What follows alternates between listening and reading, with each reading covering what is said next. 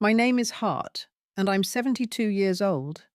I live alone in a little house by the lake, the same house my husband and I bought 45 years ago, when our hair was still dark and our hearts were full of dreams. These days, it's just me and the soft sounds of the water brushing against the shore, the distant call of loons, and the occasional knock of wind against the window panes. I don't mind the quiet. In fact, I've come to treasure it. After Charles passed 5 years ago, silence became my companion, and though it took a while, I learned how to make peace with it. I keep his favourite chair by the fireplace just as he left it, a threadbare throw draped over the arm, as if he might return any moment and ask me to sit with him like he used to every evening after dinner.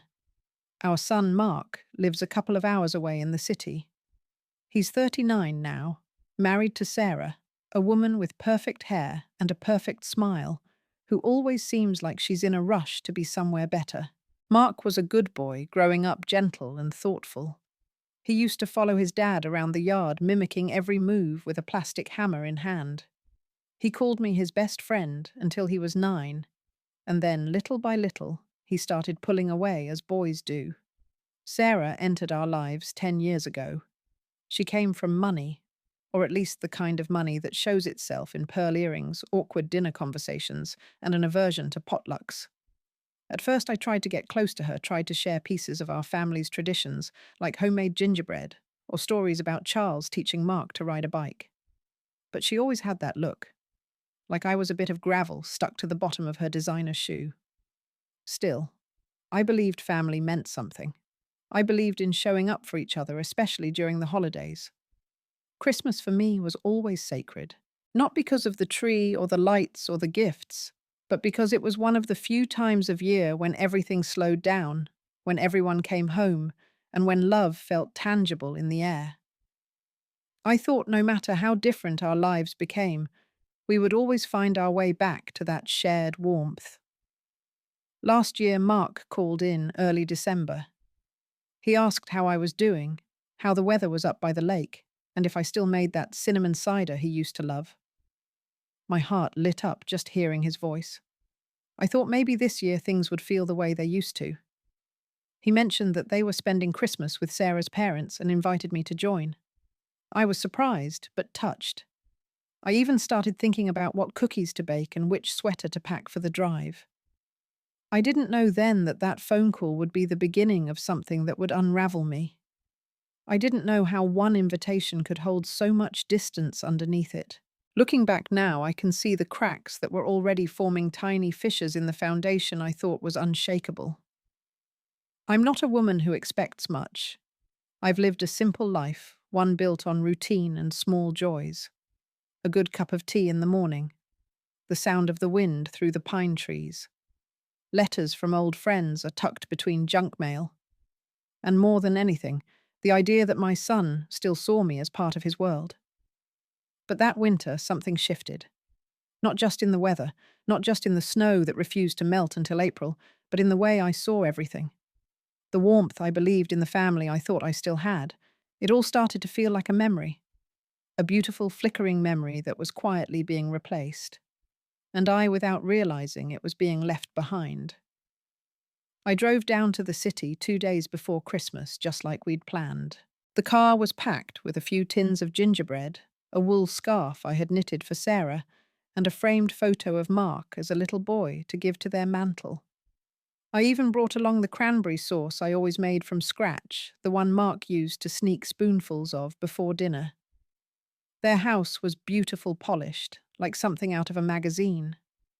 Lights framed every window perfectly. The driveway had been freshly salted, and the air smelled faintly of cinnamon and something expensive I couldn't name. I knocked twice, then stepped back and waited, smoothing down the front of my coat. Sarah opened the door. She looked as flawless as always, not a hair out of place, her makeup perfect, even on a snowy afternoon. She gave me a thin smile, the kind people use when they're trying to be polite but don't mean it. She didn't take the cookies from my hand or offer to help with my bag. Just turned slightly and let me walk in without a word. Mark was in the kitchen pouring wine into tall glasses. He glanced up when I entered and smiled, but it didn't reach his eyes. I handed him the cookies and tried to catch his gaze. He looked away too quickly. We sat in the living room, the three of us.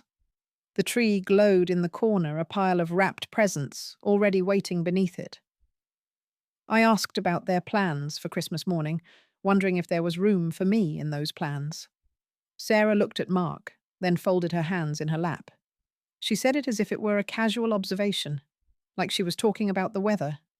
She said, "You know, Hart, I've been thinking. My parents' house is a lot more formal, and we do things a certain way. It's not really the kind of place you'd be comfortable in." I blinked, unsure if I had heard her correctly. Then she continued, "I just think you wouldn't really fit in. It's nothing personal, of course. It's just different." That word stuck in my chest like a shard of ice. Different. Like I was from another time, another world, not the kind of world that belonged in their picture-perfect Christmas. I turned to Mark, waiting for him to say something, anything, but he was looking at the floor. His shoulders were tight, his lips pressed into a thin, unreadable line. When he finally spoke, it was almost a whisper. "Maybe it's best, Mum. Sarah just wants things to go smoothly." I felt my throat tighten, but I nodded. I didn't argue. Didn't ask what exactly made me so incompatible with their life. I just stood up and picked up my coat. They didn't follow me to the door. The cold hit me hard when I stepped outside, but it was nothing compared to the frost that had settled inside me.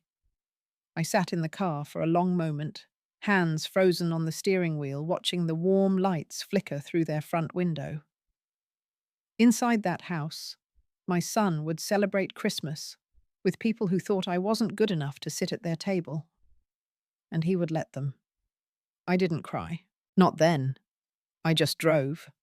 Back through the winding roads, past houses with wreaths and snowmen, and laughter pouring through the windows. I drove until I reached the lake, until the familiar sound of ice cracking on the surface reminded me I was home. I parked the car and sat in silence. The cranberry sauce was still warm in the back seat. I brought it inside and set it on the table, poured myself a glass of water, turned on the radio. A Christmas carol was playing, but I couldn't hear it past the sound of my own heartbeat. I sat at the kitchen table for a long time, staring at the empty chair across from me, the one Charles used to sit in, the one I thought Mark would fill someday. But I was wrong. I had been holding on to an idea of family that didn't exist anymore. Or maybe it never did. In that moment, something in me shifted. Not loudly, quietly, like the snap of a thin branch beneath your foot. And all I could think was, I don't belong, do I not, to them? Not anymore. I spent most of Christmas Eve in silence, the kind that settles in your chest and grows heavier by the hour. I moved around the house in a daze, doing things that didn't matter just to fill the space. I set the table like I used to, 2 plates instead of 1. Charles's side was still his, though it had been 5 years since he last sat there. The cranberry sauce sat untouched in its dish, the cookies unopened in a tin by the window. Around dusk, the phone rang. I almost didn't answer, but something in me reached for it, maybe out of habit or hope. It was Margaret. Her voice came through the line like a warm quilt. She didn't ask how I was. She just said, "We're coming. Don't you dare spend Christmas alone." I didn't have time to argue before the call ended.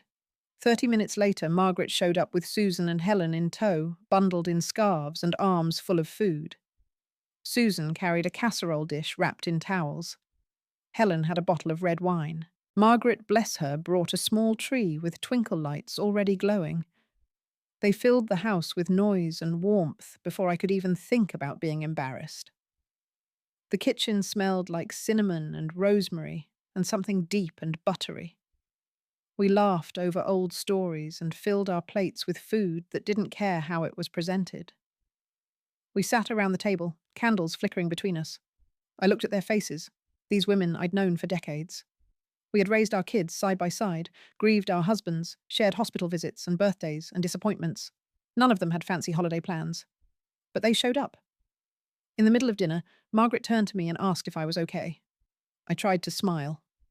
I said I was fine. Then I looked down at my plate and felt something shift.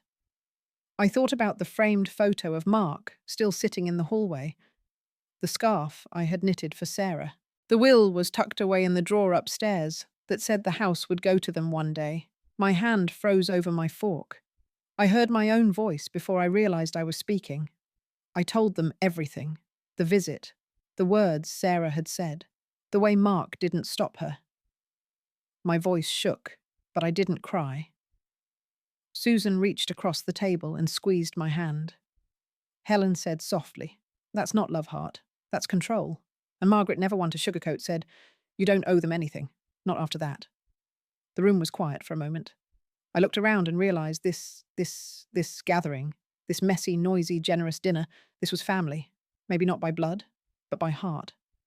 I thought about the house, about all the years Charles and I had poured into it. The way he sanded the floors by hand. The garden we built is in the back. The nights we danced barefoot in the kitchen long after Mark had gone to bed. That house wasn't just a structure. It was my life, my memories, my joy. And I had written it away like a footnote, assuming love would protect it, assuming loyalty would follow.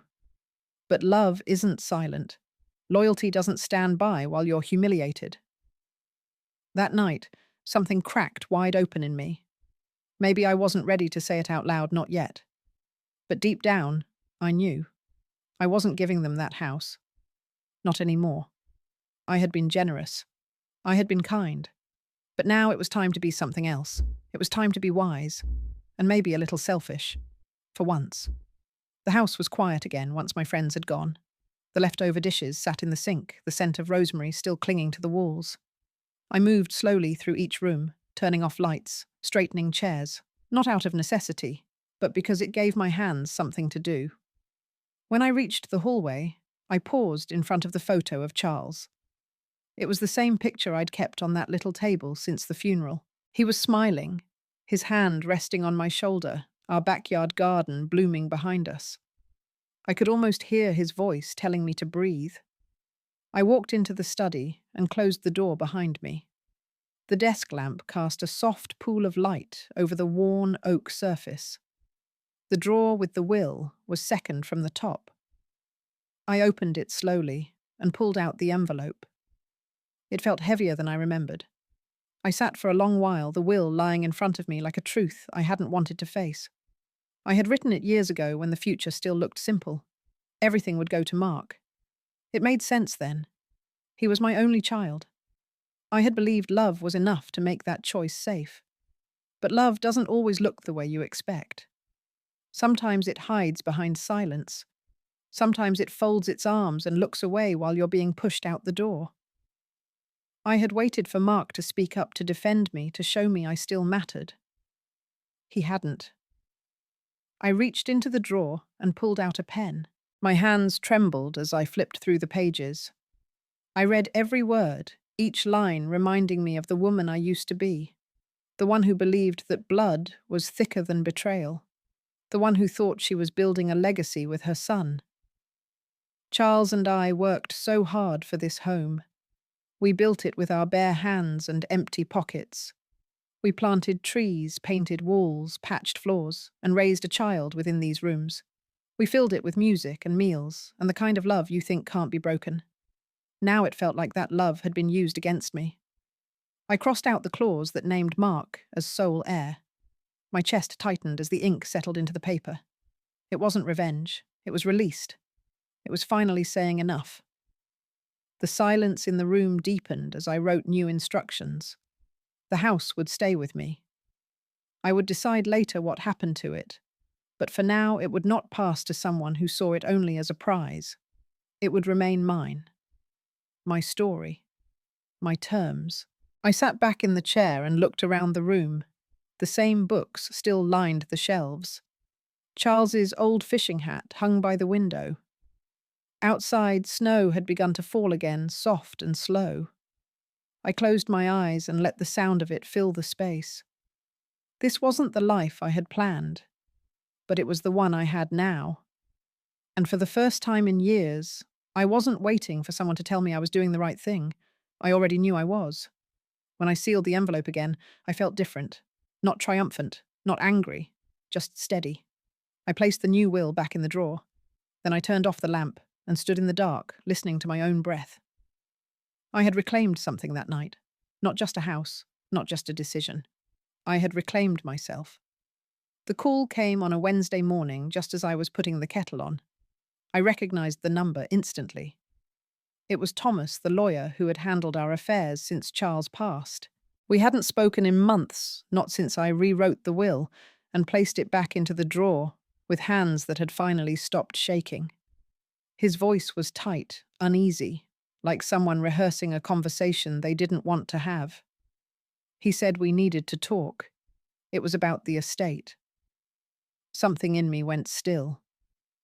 I turned off the stove and sat down at the kitchen table. I asked what had changed, and he paused longer than he should have. He said it would be better if I came into the office.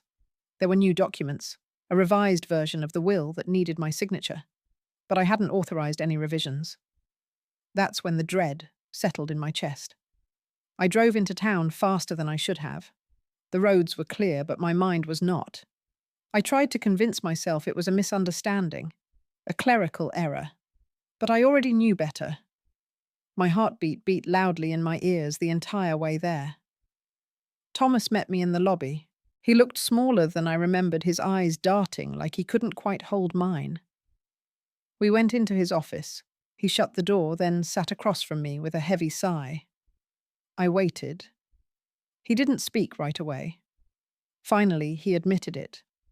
Mark had come to see him. Several times. He said I was overwhelmed, that I had changed my mind but was too proud to come in myself. He told Thomas to revise the will again to put his name back.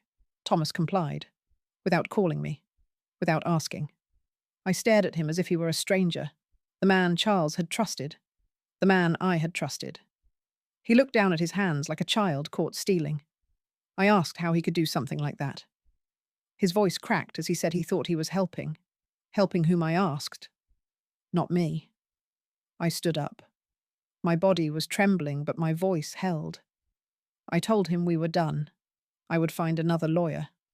I didn't want apologies. I wanted the truth on record. I walked out of that office with my stomach in knots and my heart pounding. The betrayal was deeper than anything I had felt before. Not just from Thomas, but from Mark. He hadn't even asked. He went behind my back, manipulated the man who had handled our family's legal matters for years, all for the house. It was no longer just about property. It was about being erased, silenced, rewritten like it didn't matter. That night I couldn't sleep. I sat by the fire with a legal pad and began listing everything I could remember. The dates I had visited Thomas, the copy of the new will I had written, the names of my friends who had been with me when I made the decision, every detail, every document. The next morning I called a new lawyer. His name was David, younger than Thomas, sharper, more alert. He listened carefully, took notes, and asked precise questions. He said I had a case, a strong one. What they did was not just unethical. It could be criminal. Still, the idea of going to court made my stomach twist. I never thought I'd see the day when I'd have to fight my own son in front of a judge. But there I was, preparing for depositions, reviewing copies of emails, digging up text messages, gathering evidence against the person I had once held in my arms and sung to sleep. Each step was painful, like peeling off skin. David was thorough, kind but honest. He didn't promise it would be easy, but he said it was necessary, that this wasn't just about legal rights. It was about standing up for myself. Mark didn't call. Not once. I waited foolishly for him to show up at my door, for him to say he'd made a mistake, that he was sorry. But the days passed in silence. Then came the letter. Official notice that he would contest the new will. He believed the revisions were made under emotional duress, that he intended to claim what was his. What was his? As if the life Charles and I had built was a trophy, as if I were just a barrier to be pushed aside. I stood in the living room reading that letter, my fingers tight around the page, and I felt something inside me go still. Not broken, not numb, just resolve. This was my line in the sand. I wasn't going to fade quietly. I wasn't going to let them take the one thing I still had control over. I folded the letter and placed it in the folder with the rest of the evidence. Then I called David and told him I was ready. He said he'd file the paperwork that afternoon. It didn't matter how uncomfortable it got, how much it hurt. I had been silent too long. I was no longer asking to be respected. I was demanding it. The morning of the hearing was grey and still. I stood in front of the mirror, straightening my collar, steadying my breath. My hands shook as I buttoned my coat, not from cold, but from the weight of what was ahead. The courthouse felt colder than I remembered. The air inside was dry, the light too harsh. David met me at the entrance, his face calm but focused. He offered a brief nod and opened the heavy doors that led to the courtroom. Mark was already seated across the room. He looked like a stranger. The boy I had raised was gone. In his place sat a man with clenched jaws and narrowed eyes. Sarah sat beside him, arms folded, face unreadable. Neither of them looked at me. The judge entered, and we stood. Everything moved too fast and too slow all at once. David opened with a statement about manipulation, about forged intent, about legal responsibility. He was clear, respectful, and relentless. I barely heard him. My heart was pounding too loudly. Then it was my turn. I stood behind the small wooden podium. My knees were stiff. My voice at first barely carried. But I took a breath. I looked at the judge. Then I looked at my son, and I spoke. I said I loved him. That I had loved him every day of his life. That this wasn't how I imagined things would go. But that love wasn't blind, and it wasn't meant to be used. I explained what happened. The words Sarah said. The way Mark stayed silent. The night I sat alone at my table while laughter echoed from a house I was told I didn't belong to. I told them about the will, about Thomas, about how I had trusted both of them and was betrayed by both. My throat burned. My hands tightened on the edge of the podium. I said I wasn't trying to punish anyone. I was trying to protect what mattered. My home, my voice, my place in this world. I said I wasn't trying to take something from my son. I was refusing to be erased. The room was quiet when I finished. I sat down slowly. My legs felt heavy. David gave my arm a gentle pat, but I couldn't look at him. I stared at the floor and waited. Mark's lawyer stood, talked about confusion, about miscommunication, about family matters being messy. He painted a picture of a son just trying to help, of a mother overwhelmed by grief. I didn't listen. I had heard enough lies. When the judge spoke, his voice was even and clear. He acknowledged the evidence. He said the changes to the will were valid, that I had every right to decide what happened to my property, that the attempted override was unauthorized and would not stand. The words hit like thunder and relief all at once. I didn't move. I didn't smile. I just sat there, letting the weight lift slowly, inch by inch. Mark's face was stone. Sarah looked like she had tasted something bitter. The gavel came down, and it was over. David leaned in and whispered, "You did it." But I didn't feel victorious. I felt hollow and strong at the same time. As I stood and walked toward the door, I passed Mark. He looked up briefly, and for a split second, I saw the boy who used to run barefoot through our backyard. Then it was gone. Replaced by distance I no longer knew how to cross.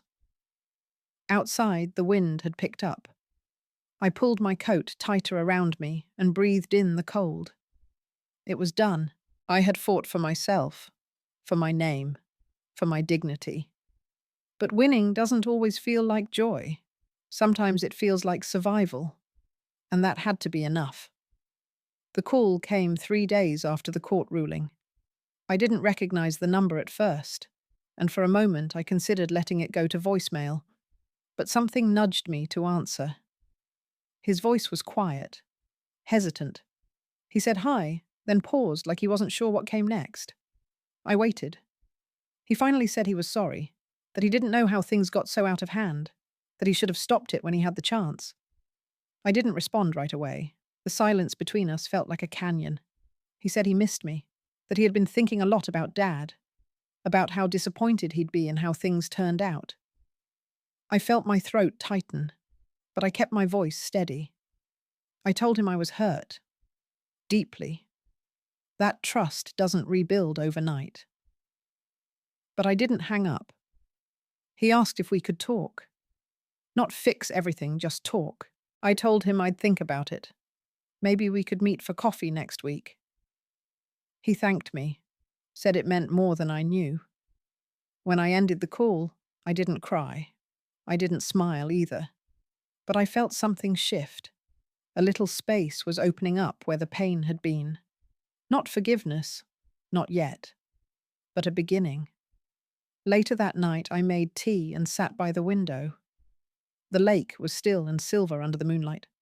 I thought about all the years I had spent putting others first, about how easy it had been to lose myself in the roles of mother, wife, and caregiver.